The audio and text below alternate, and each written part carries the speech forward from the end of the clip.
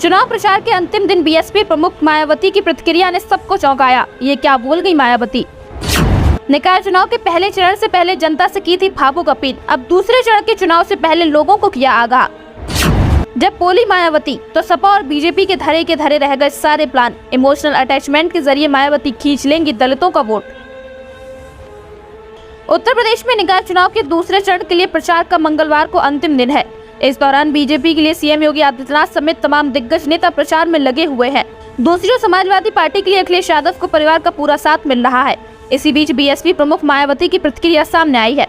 BSP chief ने कहा कि बढ़ती महंगाई, गरीबी, बेरोजगारी और विचलित करती अन्य जन समस्याओं से मुक्ति पाने के लिए चुनाव में लोगों की भरपूर भागीदारी जरूरी। अतः 11 मई को दूसरे चरण में यूपी निकाय चुनाव में लोगों से ज्यादा जोश एवं लगन के साथ वोट करने की अपील। मायावती ने आगे कहा कि जन विरोधी पार्टी व सरकार को सही सबक सिखाने का जनता के पास वोट का सर्वोत्तम लोकतांत्रिक अधिकार है, जिसका इस्तेमाल करके देश के लोग चुनाव में अक्सर करते हैं। यूपी निकाय चुनाव में भी वोट का सही इस्तेमाल करके बीएसपी को जिताएं और सरकार को अनुशासन व जिम्मेदार होने के लिए बाध्य करें। इससे पहले अखिलेश यादव ने कहा था कि बीजेपी सरकार ने प्रदेश का विकास रोक दिया है। शिक्षा, स्वास्थ्य, कानून व्यवस्था सब चौपट है। सरकार नगरों में रहने वाली जनताओं को सुविधाएं नहीं दे पा रही।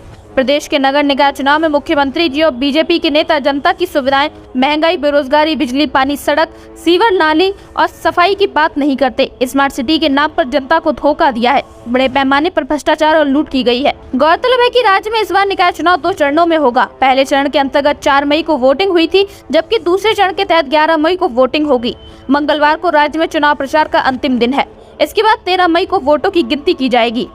Bureau report, news crowd.